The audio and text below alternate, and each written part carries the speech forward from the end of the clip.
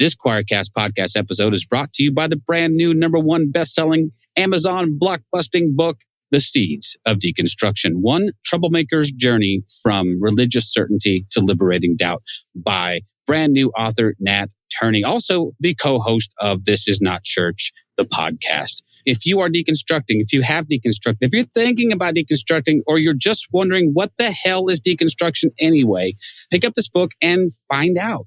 It's all the rage. All the kids are doing it. It's great. Check it out wherever fine books are sold. Buy a copy for yourself. Buy one for your friends. Maybe take it to your Bible study and really piss some folks off.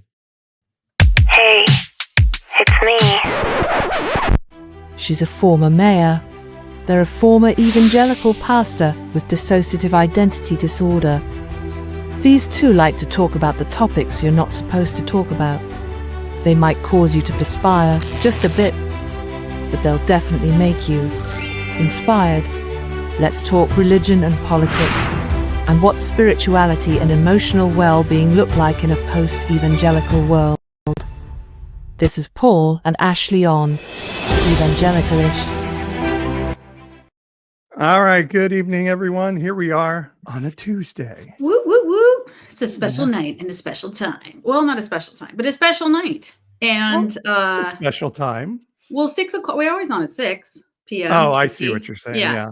But you're always supposed to say like, oh, it's a special time, not like, oh, we move for some reason. You're just like, oh, it's at a special time. It's at a special time. And Doug on the left is reminding us that it's Tuesday. Yes, Doug, thank you. It is Tuesday. Why? What did we say Wednesday? I don't know. I think he's just saying like, yeah, it's a special time. Duh, it's Tuesday. Dum-dums. Thank you. Let's see how many times we can say special time in the first 5 minutes of the show. Oh my gosh. I'm breaking a sweat. I thought I would sport this very cute Patagonia swag that I got from a nonprofit up in the Bay Area. And like, I'm hot. The little, like, they'll make you perspire. I'm like, right. I am dripping in sweat right now. Well, there's a holiday theme to the show tonight, so we can. Yes. So I was trying to look a little holiday-ish for people who are listening by audio only. You're not in the know here, but I have on my very colorful scarf and vest.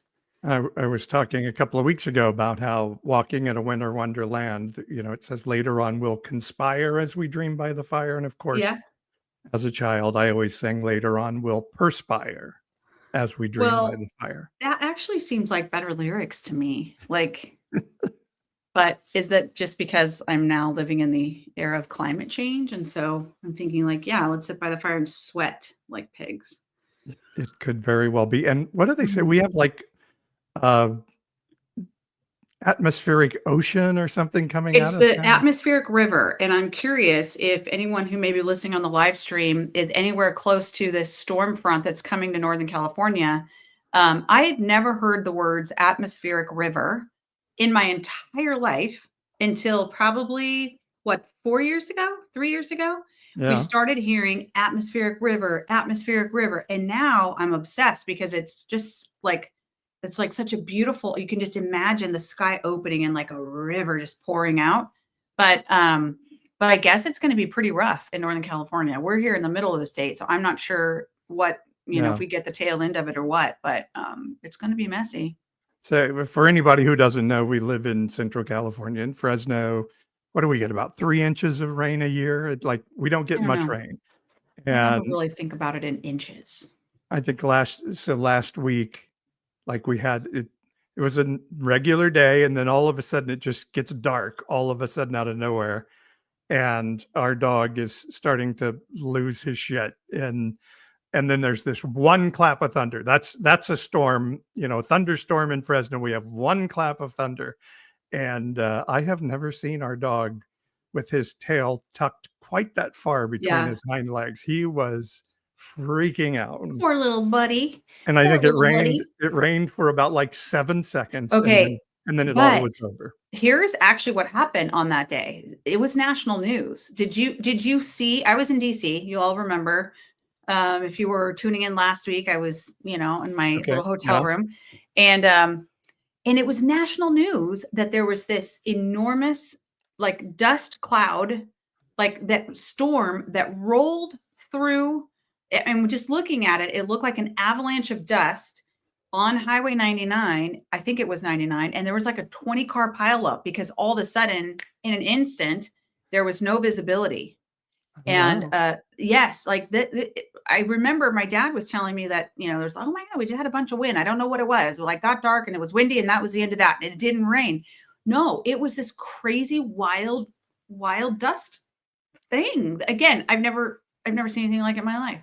Wow. It shows how much I pay attention to local news. Well, I mean, I wouldn't have seen it in local news, but I saw national news. And they just said Central California. And I was trying to get it. You could see that, the shot. I'm like, God, that kind of looks like Tulare or Kern County. And I think it was in Kern County, but I'm not sure. To keep going on our meaningless banter that has driven everybody away from this podcast by now. We both grew up in the Midwest where like a thunderstorm is like a real live thunderstorm. Like a legit. Yeah. Yeah. And do you remember when Fresno had like, I don't know if they said it was a tornado, but it was like this big storm. And then on the local news, they showed what was it? It was like a chaise lounge on top of somebody's roof or something. That's right. Literally, there's an anchor. Imagine this. This is like the 90s, and it's like breathless. Local reporter is out to survey the damage of I think they called it a funnel cloud that came through Madera County, and the camera pans to survey the damage. And there's a lawn chair that has been lifted from the patio and is now on the little roof deck. And they're like, the chair landed on the roof. That was the damage. And yes, we Midwesterners were like, you people are crazy. And then I think another similar storm years later when Facebook was first coming around, somebody had a meme of like one of those plastic outdoor chairs, like turned over and it's like, Fresno, we will rebuild. We will rebuild. Exactly. Well, I'm glad that folks are sticking with us. Thank you, Doug, for your encouragement. And I, for one, think it's fun to chitty chat with my husband. I've been out of town for the last 2 days, and I can think of nobody else I'd rather banter with than you. But perhaps it is a little mindless for others. But I was pretty well. We're only 7 minutes into the show at this point. Also probably a sign of age because now I entirely love talking about the weather. And when I was a kid, my grandmother would do that, like driving down the highway in Oklahoma. She'd be like, the tree, the bird, the cloud, the sky. And I'm like, that's just ridiculous. Don't ever talk about the weather. Now I'm like obsessed. Oh, there's nothing better than those car insurance commercials where the guy is like teaching the kids or the people that are becoming their parents, like, love that. Those are the best commercials. I know. And then what's kind of sad is like the people who he's coaching are younger than we are. You know what I mean? So it's like, I'm laughing as if like, haha, that's funny because I'm the same way. But no, like I'm the age probably getting closer to of the parents these people are trying not to become. And then I feel sad. Yeah. We are those people now. Yeah. When we get together, we start talking about our medical procedures we've had recently. Yeah, that's true. I did actually sustain some exercise injuries this week, but maybe we shouldn't go down that path. Yeah, we will definitely drive people from the podcast, and we want people to stay around because this is going to be a good one today because the holidays are coming. I just made a video today and it's like, oh, I love the fall. It's so beautiful. And you can smell, rain in the air. And then it's like, oh shit, that means the holidays are coming. And we have a guest to help us get ready for those holiday blues. Naomi is with us. Naomi, did you survive all of those tornadoes of Fresno all those years ago? I do remember my mother telling me about a tornado when I was quite young that took part of the roof of the airport off. So, more than a lawn chair on a roof, but, there are myths. There's Fresno folklore of extreme weather. And it's like there's one of everything. The earthquake, like Yes. the earth, the 80s or whatever, the oh gosh, Kolinga earthquake. It's like that one time and that one tornado and that one time it snowed in the summer, and like people talk about The that stuff one all the time time. it snowed in the winter 20 years ago. I was just about to say I still have treasured pictures of our original dog that we had when we got married. I think it was like 94 was the last time our backyard was covered with snow and our dog was out there, and we took pictures of the dog out in the Yeah. snow going, what is Yeah, this stuff? exactly. Yeah. So Not it's been a while. definitely a California dog. She was like, this doesn't make sense. Anyway, yes, This Naomi, is thank you so much for joining us. Go ahead. this is Naomi Wiens. She's an LMFT with the Reclaim, a therapy collective here in our city of Fresno, California. She camps out in the area of curiosity and compassion. She says, deals with religious trauma and uses a relational and dynamic approach to therapy, broadening conscious awareness. Therapy is a collaborative process, she says, and works primarily with older adolescents, 15 plus adults and couples, and in adverse religious experiences and religious trauma, embodiment and somatic experiencing, anxiety and PTSD, cultural and generational trauma, artist and creative expression, and grief and loss. Has 2 small children, plays the guitar, and also deals with a little flock of chickens. That's quite the intro. Good to have you with us. Thanks so much. Love it. And I realized that I always know it's Christmas right around Halloween when this little store called Vert de Lis right around the corner at Bullard and West puts up their Christmas decorations. And I love it.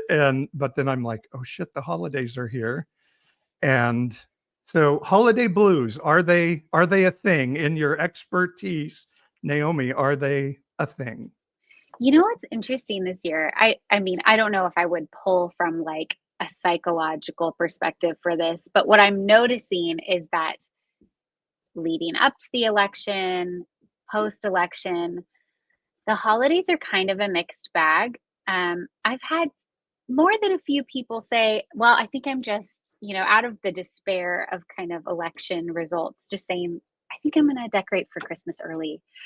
People I think are looking for some sense of hope and lightness and some reason to kind of anchor to something else,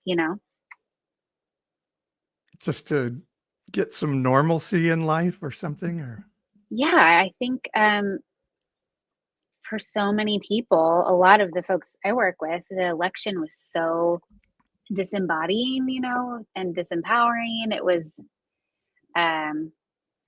filled with a lot of despair. Yeah. And so I think folks are just like, how do we get happy back? And so little things like, Yep. let's put up a Christmas tree, let's put up Christmas lights. And I've seen a lot of them around my neighborhood. I'm like, oh, okay, this is happening. Usually it's not until the weekend after Thanksgiving that you really start to see the emergence. So to me, that seems like a correlation. People want something bright, something to. Yeah. Well, it reminds me of, did you catch the Saturday Night Live before the election with Maya Rudolph and Vice President Harris, and they were doing the Mirror Act, and there was the little riff about, we just want to get in our pajamas and watch a rom-com and something about decorate for the holiday, whatever. Like Yes. In comedy, Maya Rudolph was expressing, like, can we please just make all this stop and do something? She said, and sing Fa La La La La, I think was. Yeah. Hold my Pamela. Yeah, it was good. Hold my Pamela. Yeah. Anyway, yeah, that makes a lot of sense. I think people are definitely just wanting to kind of shut all that noise down. I do. I mean, I think it also comes with the normal complex emotions that the holidays bring, around loss and who do we not have with us and who do we have with us that we maybe have a hard time communicating with, feeling connected to. So it's like really a mixed bag. I think about that for a lot of folks, maybe not feeling like they can be connected to their family because of differing opinions, or it's really isolating. We always hear anecdotally that depression increases or becomes a stronger issue around the holidays, or uh, ideation of self-harm or something. Is that clinically true, or is that just something we hear about? I'm sure it depends on um, kind of your primary caseload, like Yeah, okay. I think we've always been told that's a correlation. I haven't read any studies recently that would be like, yes, this is still. However, I do think this year with the election, and maybe every election year, there is this kind of preemptive experience, right? Of like, there's all the anxiety leading up, especially after 2020, 2016, this kind of anticipation of shit hitting the fan, and that then kind of puts off that feeling of like, oh, I don't have to worry about that until we get there, and then it all hits at the same time, and that's kind of a perfect storm. Um, but I think it's probably true. Folks who are already dealing with maybe like a persistent depressive process, who are experiencing bereavement, grief, loss, holidays are going to be triggering in lots of ways. I think what has to make it hard, and in my own personal experience, is you're at a, and maybe this happens to a lot of people. It's a time where it's supposed to be celebration and love, and but then you get around family and you have to fall back into this role. And for me, for years, and we've talked about this in our family a lot, it felt a very devaluing time, and really a time when I had to disassociate and sort of disembody. Um, and so that has to increase some of the tension, and it certainly has for me been that way for a lot of years in my life. How do we deal with that? What's a healthy way of dealing with that expectation of something great being with family, but then knowing, oh, but now I've got to be this person again that I've always been viewed as in my family? Mm, yeah. I I really I think often about these expectations um around what is family supposed to do. And one of the things I think about is setting appropriate expectations of time with extended family. It really seems to me kind of rooted in this like very basic anthropological idea of us versus them, and us is dependent on agreement, on harmony, on everybody playing their role, and that gives you safety. And so this really is what we're talking about, is enmeshment, right? An enmeshed family system that says, okay, everybody has their part to play, just do the thing, get along, have the conversation that you have every year. Maybe it takes on a new flavor this year, but most of the time we just go by the playbook we already know. Um, where the idea of differentiating, which is a normal developmental process, is like introducing the possibility of disagreement, of like introducing fundamental value differences, and that equals danger, that equals potential conflict.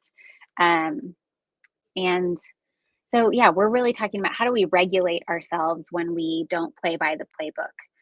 Um, and that can be really, really hard when we know we can expect certain behaviors from certain family members. I always think like someone's got an Uncle Frank somewhere who's gonna say something really stupid about the election at the dinner table, and you're gonna feel trapped. Um, or someone's going to say something about religion that you no longer agree with, and how do you interact with that? Part of it, I think, is, can we set appropriate expectations to just go, yeah, Uncle Frank's probably going to be Uncle Frank. can I then just accept that that's going to happen and prepare myself accordingly so that I can interact in a way I feel good about? If Jesus were in America today, what would he say about the right-wing evangelical church? Pastor Paul's new novel, Religious Right, Religiously Wrong, a modern-day parable, answers this question in a riveting story of a mysterious miracle-working stranger who upsets a conservative, evangelical town with his critique of their political views. Will the pastor and people of the local megachurch listen? Or will the church crucify the messenger all over again? Religious Right, Religiously Wrong is the story America needs right now. James Fallows, writer for The Atlantic and former speechwriter for President Jimmy Carter, says Paul's book is very much worth reading and could not be more timely. Wayne Jacobson, co-author of the mega bestseller, The Shack, says this novel will confront fears and challenge the reader to a more excellent way of living and loving. Religious Right, Religiously Wrong, a modern-day parable is available on Amazon or at our website evangelicalish.com.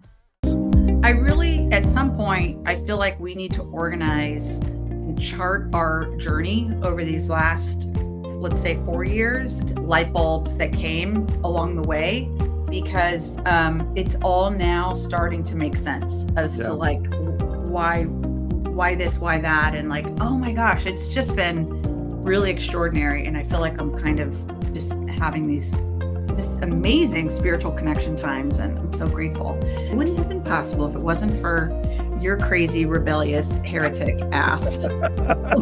In fact, that's a good segue to say this. Y'all might get tired of hearing me say it, but if you haven't already, if you're listening to this, you're enjoying it, you're finding like, hey, I'm getting something out of it, definitely share it with other people. 1, 2, make sure you're subscribed. You can subscribe to our YouTube channel. Make sure you're subscribed on our website, evangelicalish.com. You're going to get emails that let you know when we might be doing some things, when our times change, special times, one-on-one with Paul, whatever. So please do make sure that you've subscribed. And for those of you that this is really just a good alignment for, and you're like, yeah, I believe in these people and I believe in what they're doing, then help us out and support. It's $5.99 a month. And believe it or not, a little tiny bit like that goes a long way. And if gosh, we need another couple hundred people to do like $5.99. It really does help, and it makes a huge difference.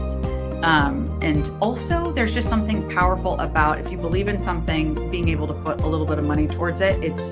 I think there's something like a really cool connection that happens there. So do please consider supporting us. You know, I feel like, where have you been all my life, Naomi? Like, you know. Like I just wish I could rewind the clock and be like, 10 having this conversation. I think for me, I definitely know the routine of like just kind of go along to get along. I think in the era of Trump and in the era of like pitched political battles, and especially the fact that it's so tied to faith and religion, in our culture right now, I notice just like kind of like there's a shutdown. I mean, sometimes somebody will like leak out a comment or whatever that's like, oh, you're not supposed to talk, that's taboo. But for the most part, like it's just kind of absent right now from like my family dynamic.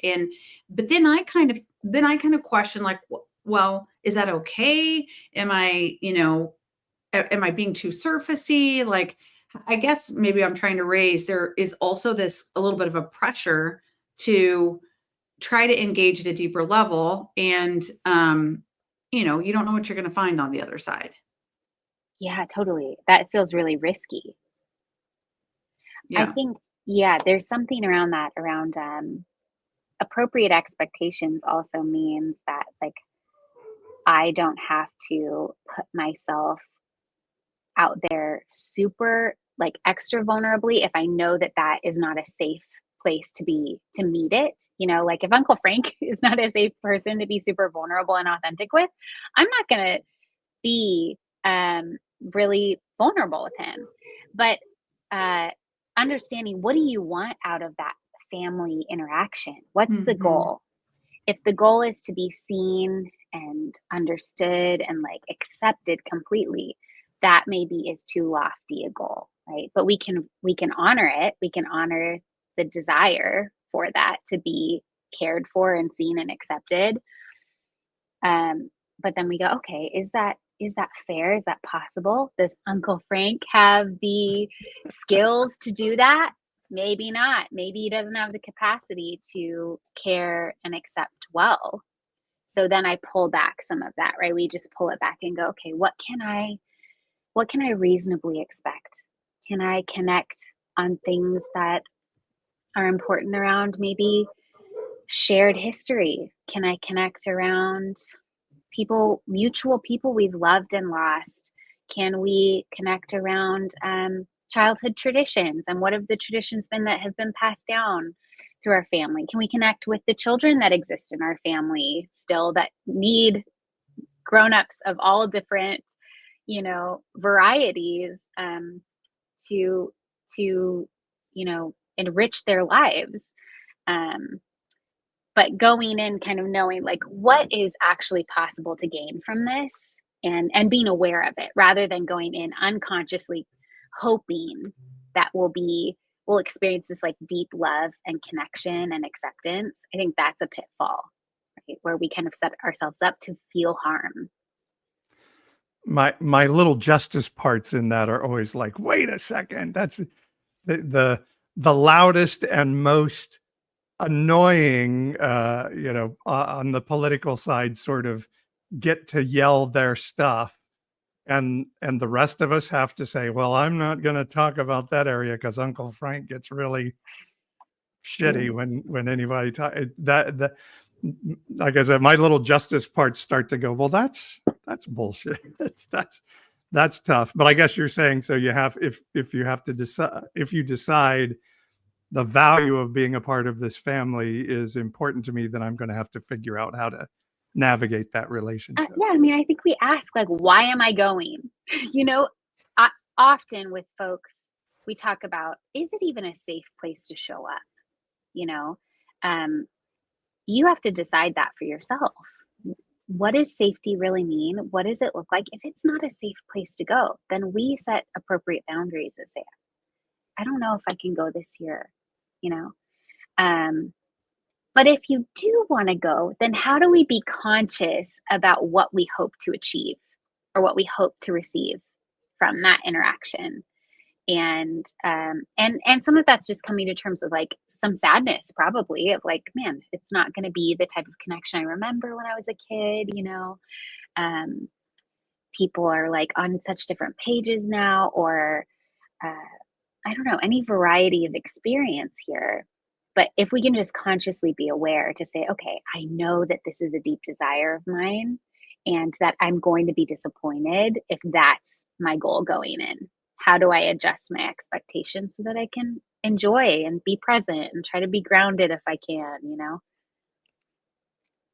How much, actually, I don't know if you wanted to jump in there. I didn't mean to cut you off, but what we hear a lot, now is like, and I don't mean to pick on, well, I probably do, but we hear a lot, okay, my Fox News watching parents, or maybe now not even Fox News anymore, but something else, are going to start, sharing their conspiracy theories and all these things.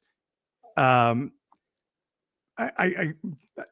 we have the right as adult children to say, no, we're not going there? We're not going to do that, Mom and Dad and Uncle Frank. If you want us to be here and be present and participating, you can't go there with this. How do you feel setting a boundary like that? I mean, I certainly think there are ways to say, let's not, let's not. I think there are, when we talk about setting boundaries, it's often this like kind of extreme swing where we feel like an immense violation and therefore want to set like a really firm boundary that's like, I absolutely will not show up if you mention Fox News, right? Or if you mention if you mention the rapture, like I'm not coming, right? but I think about these kind of soft boundaries that are still just as reasonable, that can kind of approach it when it comes up and say, "Hey, mom, let's not today. Let's just enjoy each other." You know, that in that it kind of values the connection over the context or Yeah. the content that you're talking about. You know, that is so powerful what you just said. And again, I'm rewinding my memory tapes, thinking of like, God, that could have really come in handy, like on about 1,000 occasions. But I think it took me a little while to figure out.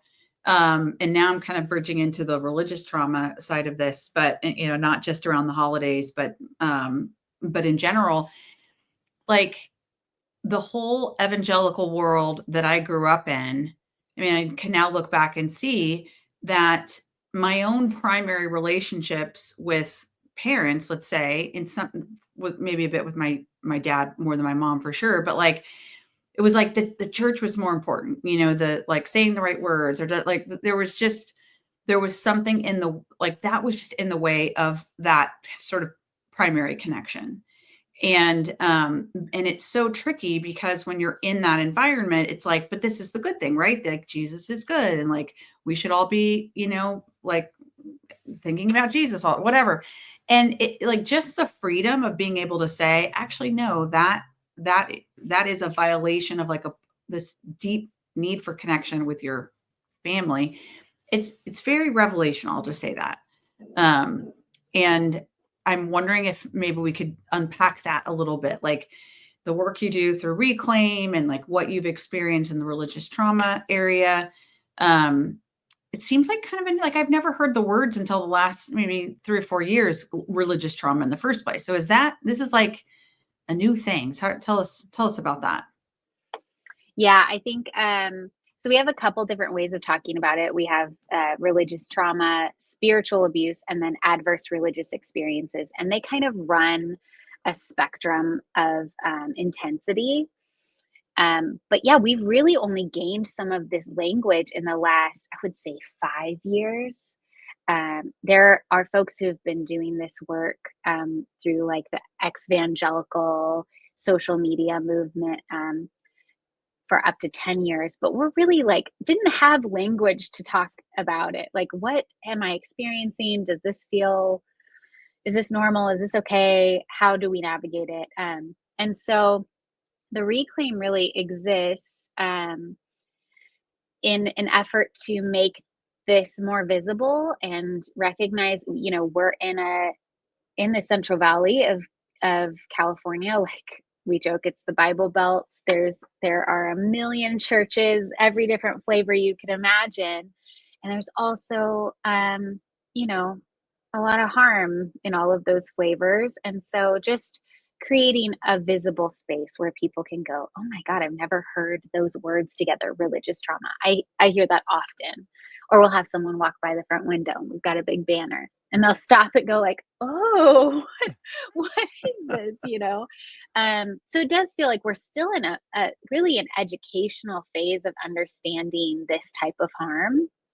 And yeah, so our goal really is to bring some more awareness and visibility so that folks who see it and resonate with it, like it's an immediate thing. You know, no one's like, I wonder if I have that. I mean, maybe some people are, but most people know kind of off the bat, like, oh yeah, I've had some rough church experiences or rough spaces with spirituality that would be nice to unpack. You know, things like a lot of things that happened in the 90s in evangelical spaces, you know, Left Behind and Oh gosh, all of the ideas around that really infiltrated kind of Christian culture. Well, I mean, it's interesting to hear that these words are, you know, only 5 years old or whatever. I think a lot, like I'll just say prior to going through a deconstruction process, which was really prompted by President Trump and blah, blah, blah. Like if I had been listening in on this conversation back then, I would have assumed you were talking about sexual abuse. Yes. You know, and right. like just the notion that, you know, like the rapture is a traumatic thing. Like, well, oh my God, yeah, it is. But you know what? I grew up my whole life believing that at any moment, now thankfully my parents were the pre-tribbers. So it was like, well, at least I'm going to go up and I'm not going to experience hell on earth. Like we had all these little mental safety nets like built in to kind of justify. But yeah, I mean, like, I think so many people are walking around not aware that they have in fact been pretty deep in this stuff and affected by it.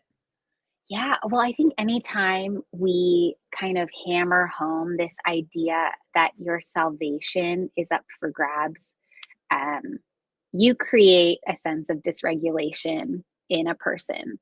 Um, when, and especially in children, right? This is kind of the place where we're seeing it most is kids who grew up in fundamentalist or conservative high control religious spaces that are experiencing an immense amount of anxiety, really even akin to post-traumatic stress disorder, where there is a lack of safety in their felt body because they're, oh, that's so nice, Meg, where their sense of safety like never felt like it belonged to them.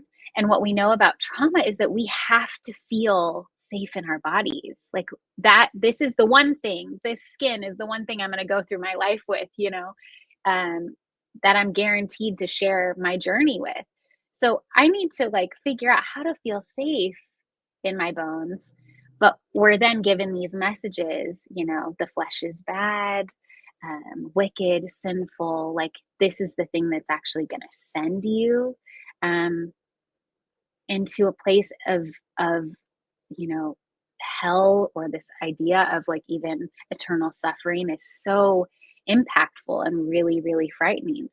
And it's just an interesting process to kind of recognize how some of these ideas really create a lack of safety for people one-on-one, just them to themselves. And that's a lot of what we do in kind of treating religious trauma is go, how do we make you safe again? How do we kind of undo some of this and rebuild the relationship between you and body? I'd like to unpack that just a little bit more because, we had this talk around critical race theory, and we don't want kids to feel guilty for slavery in the country, but we'll tell.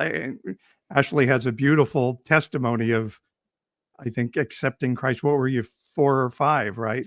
I was 4, yeah. We don't want kids to be guilty of slavery or racism, but we'll tell them that they're sinners and bound for hell at 3, 4, 5, 6, 7 years old because a guy ate a piece of fruit 6,000 years ago. They're inherently bad.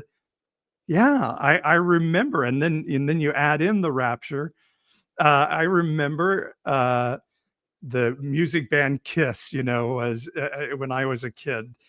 Oh my gosh, they're kings in Satan's service and evil and horrible. And they had this ballad called Beth that was this beautiful song. And it was playing on the radio once. And I was listening to it. And I was just like, oh, Jesus, don't come back right at this moment because I don't want to go to hell. But I really like this song, It creates those moments in a kid. And that's horrifying because, yeah, you're very, like you say, your very safety is at risk any given second when you're doing something that's just naturally pleasurable to a child. But enjoyment is bad. Isn't that interesting? Even yeah, it's an interesting correlation then we make when we talk about like how do we ground after feeling dysregulated. We are actually actively trying to go, what actually doesn't hurt in my body? Like, where do I feel enjoyment? How can I access enjoyment in the world around me?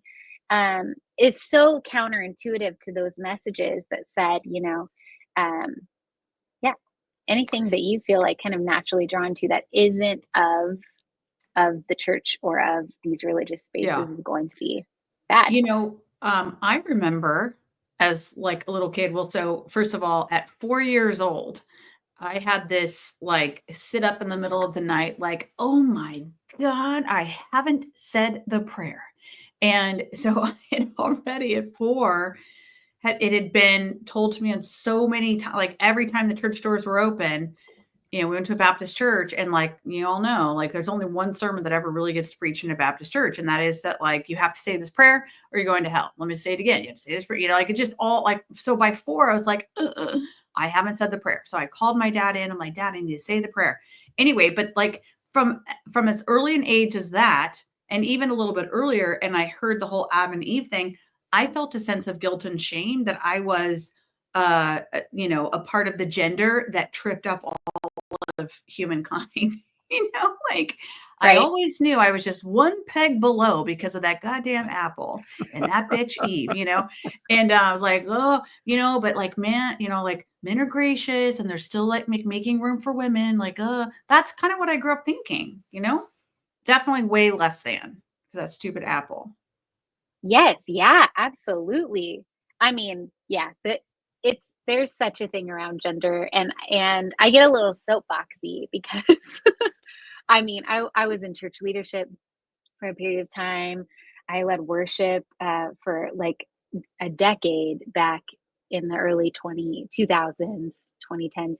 And the amount of kind of messaging around, we're so glad you could like fill in. But when we go to fill this worship pastor position, it's not going to be you. And which is whatever. Do we really want to do that? That's a lot. But the idea of like the real problem is just your genitalia was such a it's the cognitive dissonance for me, Mm-hmm. like how is Mm-hmm. this doesn't make sense. And even now, a lot of the folks that that end up coming to the Reclaim are talking a lot about these high control spaces where so much is determined by gender roles and truly like objectification. That to keep naming it, to keep going like women is not object, woman is not object, woman is person. And it still is, I think, even with the election, it's brought up a lot of absolutely feelings, Yeah, and like in that space, it's kind of interesting because my mom was kind of counterculture in the evangelical, southern states that we grew up in, which I thank God every day for. But at the same time, it was like, so there was a little bit of a buffer of like, that's a little bit of like pushback. But kind of deep in my spirit, I was like, but I do also get that, there is the hierarchy and it is God's law and order, even though I saw modeled for me like, no, you can stand on your own 2 feet and you should push back, but I really didn't, deep in my gut. I don't think I really grasped that.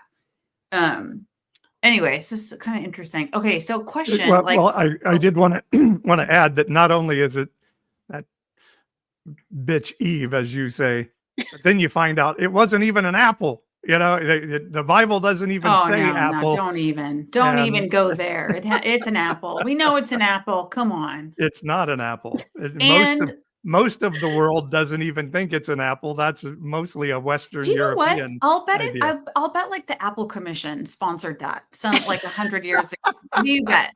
Yeah. It's like and that's the commercial enterprise. Apple, Steve Jobs' apple is, the apple with the bite out of it because the tree of knowledge, right? But yeah, I didn't know that. That's cool. Oh, you didn't know that? Well, I guess maybe I'd heard that, but I forgot. That's so clever, isn't it? And that's way better than persimmon, like that wouldn't have worked. But yeah, because they were disruptors, so the apple with the bite out of it was like, yeah, we're going to bite the apple and get that knowledge. And that's really clever. Yeah, but I can't remember what fruit you just said with the P word, but that's what. Oh yeah, it's not but it's not persimmon. It's the other one. The other P word fruit. I can see it in my mind's eye. No, it's the one that has all the little red, all the little seeds seeds in it. Pomegranate. Yeah, most of the Eastern world believes it was a pomegranate. That LOL. Ethan that says mangoes. he No. pomegranate. Doug on the left Pomegranate. got it. Thank Yeah, you. yeah. Yeah. So that whole patriarchy thing, I think, has been much of what religion has fed for a long, long time. To say so, the whole gender LGBTQ plus issue itself, I think, is, for trans women, well, why would you want to be a second class gender? That there's something wrong with you to not want to be the dominant male that you were born to be. I think all of it is based in the idea of man is superior, and to choose to be this inferior gender is Yep. wrong. It's really, Wow. when you like really start getting your head around it, you realize like that is deep. It is so deep. I wanted to get, And by the way, and tons of women, I think, are in that patriarchal mindset, and we're hearing it roar right now with Yes. I even had a woman tell me about the president-elect that it's good that he talked about assaulting women, because we need strong men who go get what they want. That's women are a part of this patriarchy as well, which is very sad and scary. Well, we've all been socialized by it. I think, not to get too far off topic, but like we, even in kind of opening the reclaim, 3 women starting this process, the whole system asks you to funnel through a hierarchical process. And we have actively chosen not to do that. And so it looks like a circle of women, like trying to figure this out and make choices and hold things together, which is lovely, but it is a process of moving against, the ways that we've been socialized to say, like, this is what this is what corporations look like, and we're like, oh, we don't want that, we don't want to do that. So it takes this immense effort to resist patriarchal Yep. structures, because Yep. they've been embedded in every context Yes. we've grown in. It's like cigarette smoke in a casino. Even in the non-smoking section, you can't escape it. It gets in your clothes, it's in your hair, it's just it's yeah. I wanted to go back and ask you, like, when you're working with people who have had religious trauma, like, how do you navigate? Like, do you find more often than not that people are rolling back their Christian faith too, or is it like, no, we're dealing with the traumatic sort of thinking and the bad theology? Like, how do you, if someone's like, I probably have some religious trauma I want to work on, but are you asking me to give up my faith? I guess that's bottom line. Like, what I'd love your thoughts on that. Yeah. So I think in the beginning, most people are either afraid to confront ways that they've been harmed in high control spaces because they don't want to lose faith, or they're like, I just have to like wipe it all out and start over somewhere. And the thing we talk about a lot is there is no perceived endpoint. There's, when someone comes in and goes, hey, here's all the stuff I've experienced, my thought isn't like, let's get you on this production line, like you'll just go through this standard procedure and this is where you're going to end up, and that's going to be success. The goal is, let's be curious, right? Let's hold some of the doubt. Some of these actions and ideas have caused all of the dissonance within your body. Let's be curious about it. And let's not be afraid to ask questions.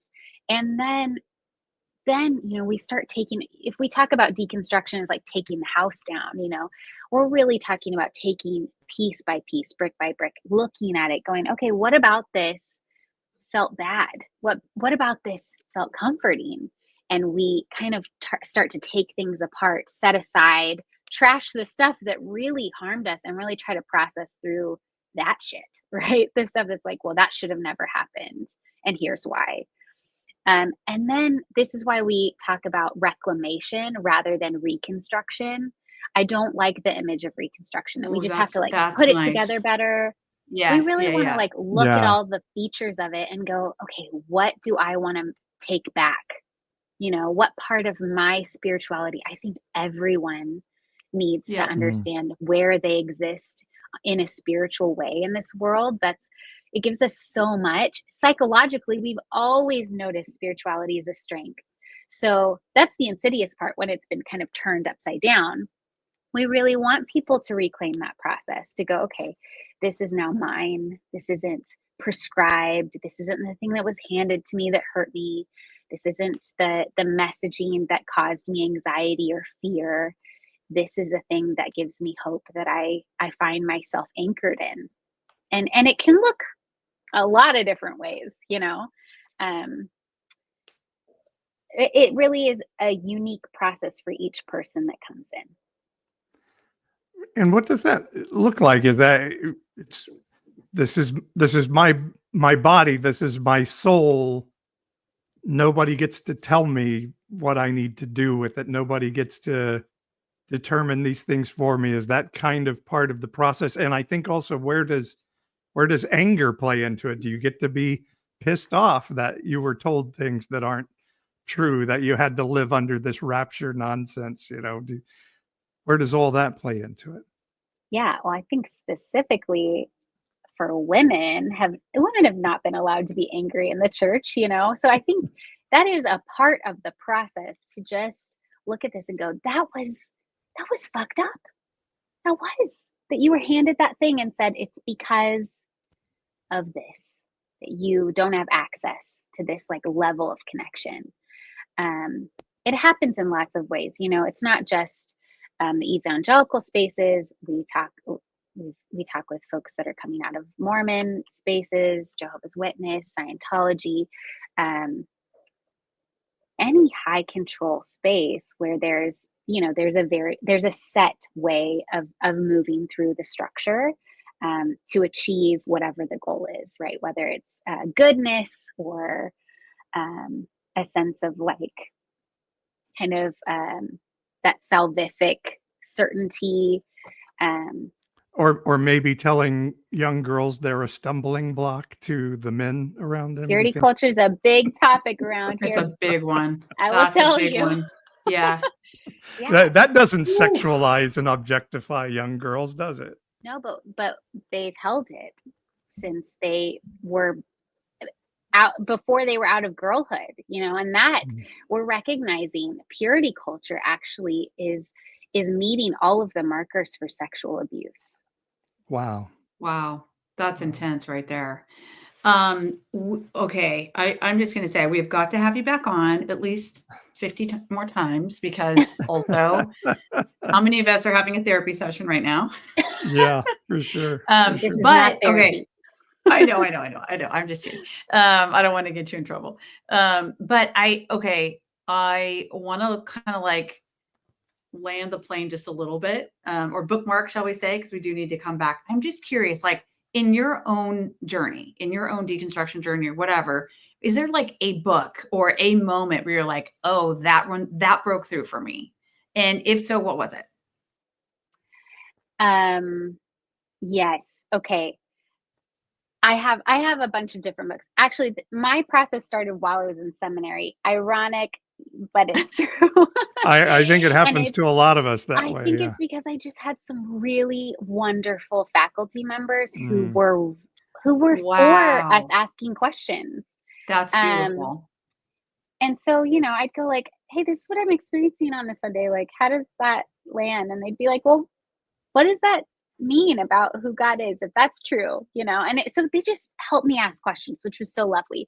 But I think a beginning entrance into this idea of religious trauma that's like very palatable, and I think especially for women who've experienced purity culture, is Jamie Lee Finch's You Are Your Own. It's a lovely door into it. There are and then Hillary McBride, she did The Wisdom of Your Body. She's also coming out with a book called Holy Hurt, but she does a podcast called Holy Hurt that really dives in. She's a clinical psychologist in Canada, and she dives into religious trauma also. It was just nice to hear voices that I felt like, oh, I'm not alone, and all of these stories of women I've been holding in my body because there's no other safe place to hold it, like Hmm. resonate with these voices. So I always encourage people to find voices that resonate with them and lean in. It's a great time to do that. There's a lot of voices. There are a lot of voices that are speaking to this right now. We're going to have a guest in a couple of weeks named Jamie Marich, and she has a book called You Lied to Me About God. And it's a little bit of her journey of deconstruction. And so she's going to talk a little bit more about it. I would like to wrap up on a holiday note since this Yes. is our holiday show. I did ask some folks on our private Facebook group how they handle the holidays. And a couple of people talked about spending holidays with family of choice rather than family of birth. Legitimate way to look at things and say, I'm going to hang out with people who give me value rather than the ones that don't. Yeah, absolutely. I do think there were a couple of things that I was thinking about in just preparing for time with family. And one of them is preparation, right? We talked about preparing expectations. What can I reasonably expect to receive or give in this space? How can I reasonably expect to be seen? But also preparing for aftercare. So if you leave a space that is like, oh, that took a lot from me. I wish I could be more connected, but right now I just see the world so differently. Then I'm going to plan my aftercare is going to be with my chosen kin. It's going to be with folks that I know I can just plop on their couch, have a bowl of soup, have real talk, and not have to have any of the performative features. So, really, I think the biggest thing about preparing for the holidays is knowing who are your safe people. We can get through almost anything if we want to. It's just how do you want to care for yourself after? Um, Oh, that's good. That's good. Yes. And Lisa on our Facebook page, she says they call it the Misfits Christmas dinner. So that love sounds that. lovely. So affirming. Thank you, Naomi, for being with us, and thank you for what you're dedicating your life to here in our hometown. And yeah, just really, really grateful to spend some time with you.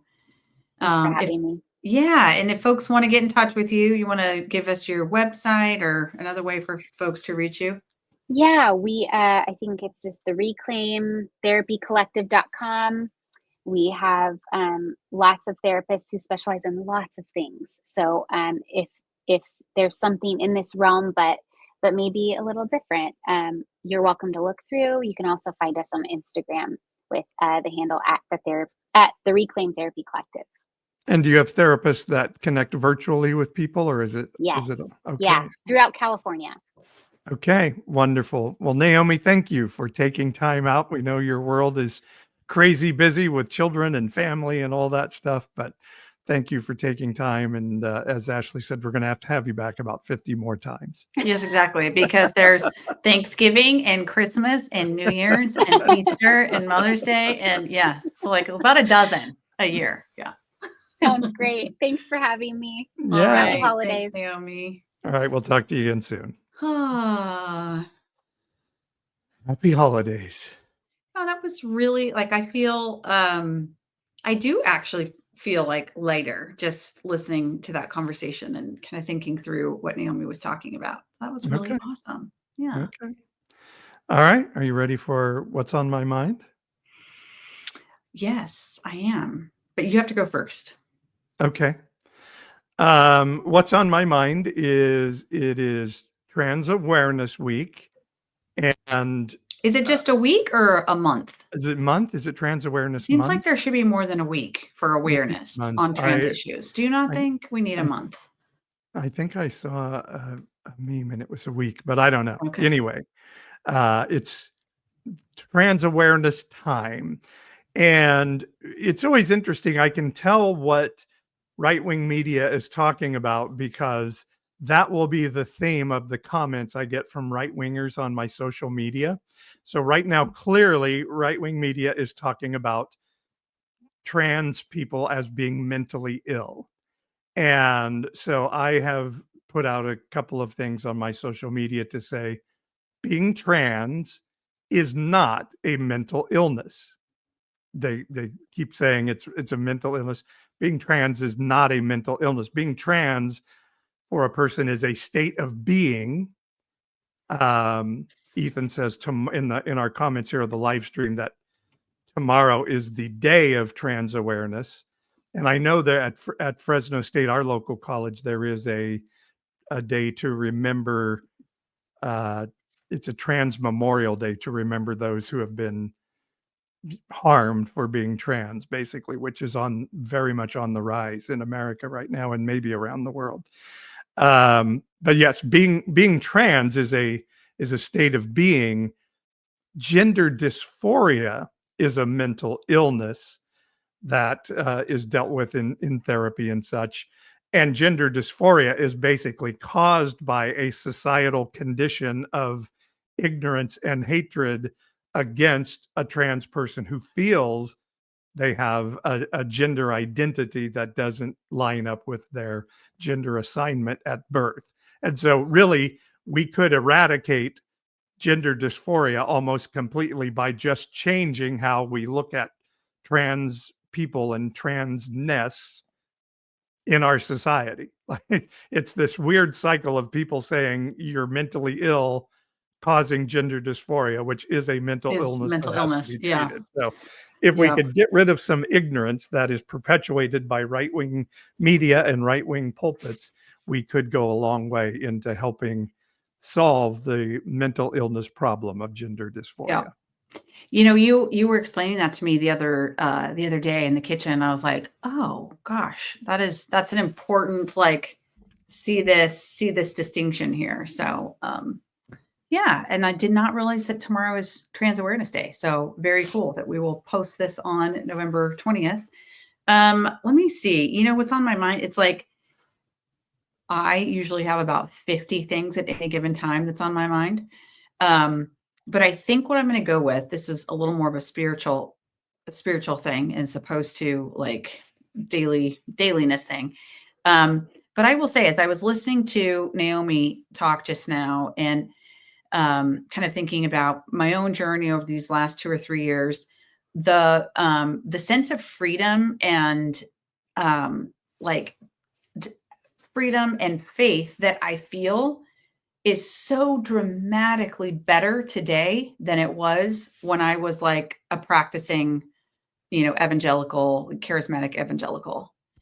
And I mean, it's just like night and day. And I feel like I have access to, I feel more connected to spiritual love, God stuff than I ever have.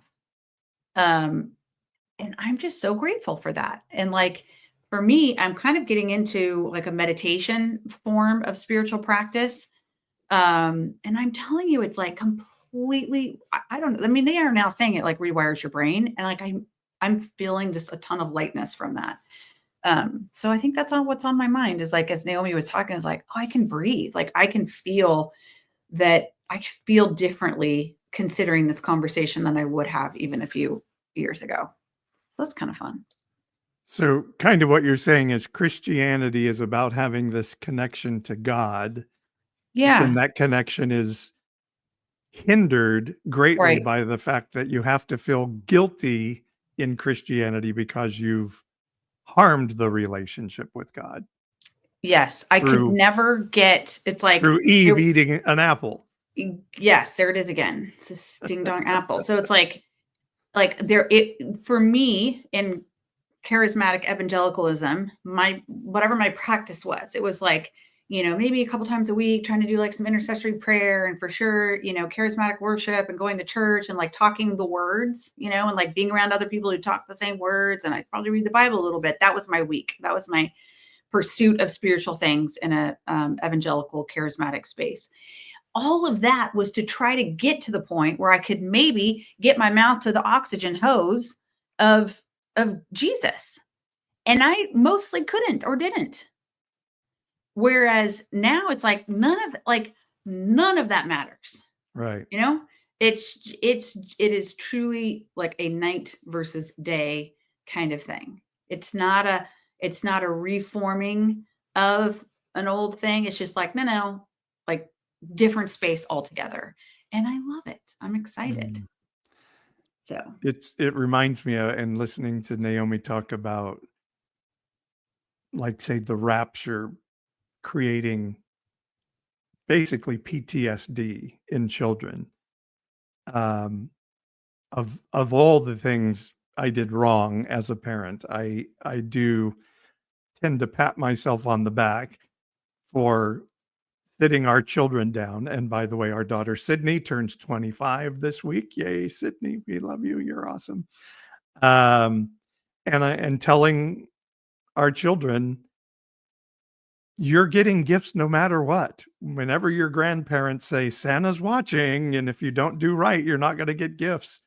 I told our kids, no, you're getting gifts no matter what. And you're getting gifts because your parents and Santa Claus love you and love giving you gifts. It is our joy to give you gifts because it's amazing to watch you light up, and it's a true joy to give you gifts. And I know the children have expressed that impacted them a great deal. And just think of that idea of telling a child, you're not a horrible being that needs to be grateful that you're not getting burned to a crisp all the time, but instead know how amazing and wonderful you are, and how wonderful it is to tell you how wonderful and you are, what it like, would change in their life. and I'm glad you're ending on that point, because this is like our first like holiday show, kind of coming out of our, election haze, and now we're pivoting to holidays. So this is a perfect place to land. So think of it. I mean, thank goodness you had that instinct, because from my perspective, when our kids are little, like I was just like, oh, haha, it's part of the cultural fun, like, sure, talk about coals in the stocking. And you got so angry, or like not angry, like really angry, but you were so adamant that message was not communicated around the Christmas story and Santa. And I remember thinking like, okay, cool, like, but why are you so worked up about it? And and now I would say like, yeah, that was sort of a symbol of your heart for like just not letting any of this religious stuff hit our kids. And they definitely would tell the story. Although Sydney, I remember one time she said the cutest thing, our soon to be 25-year-old, after one of these like kind of mini lectures where you're like, kids, I just want you to know, no matter what you do, you are getting presents because Santa loves you. And Sydney looks at you and she's like, Santa sounds an awful lot like Jesus. This was before we had let her in on the secret. And I remember thinking like, oh no, she's getting too smart. She's going to like see that, like, Figure this whole thing out. Yeah. Anyway, so yeah, that's a good note to end on. And all of our followers, you are great and worthy of love and wonderful things. Very good. So next week we're taking a break, for Right. the little Thanksgiving holiday here in the US. And then we're back on the following week with a really Jamie Marich, Dr. author. Marich, and we're reading her book right now, and it's really good. You Lied to Me About God, and she also has books about EMDR and therapy and all of these great things. So she's going to be amazing. You won't want to miss it, but I guess happy Thanksgiving to everyone. Happy Thanksgiving. And I want to just say to Pucky, who has commented on the live stream that listening to Pastor Paul's videos makes Pucky introspective and realize new things. I'm 25 too. Pucky, I have to tell you, because you are a regular and we see your comments, I never in a million years would have thought you were only 25. You are so insightful and interesting just based on your comments. So like, I'm kind of gobsmacked right now that Pucky is a 25-year-old, and props and respect for our 25-year-olds out there. Yeah. So. And what an honor always to hear that our stuff we do impacts the lives of people. So thank you for sharing that, Pucky, because that means the world. Yeah, thank you. And it would be great for you to like and share Pastor Paul's videos, and make sure you go to evangelicalish.com and subscribe to the newsletter so you know what's going on around here. And also, I'm going to say it one more time, probably actually many more than one more time. Some of you out there, you love our content, you feel aligned to it, and it's probably the right thing for you to do to consider supporting us with $5.99 a month. What we do here is pretty cheap, but it ain't free. It is coming out of our own pocket, and would be great to just ask for some financial support to help cover the bills here at Evangelicalish. So if you're hearing this message for the third time or the fourth time, and you're feeling that tug, maybe today's the day that you go to evangelicalish.com and you actually sign up for a little monthly support. So thanks for listening. Love it. All right. See everyone after Thanksgiving, and you all are the best. Bye-bye.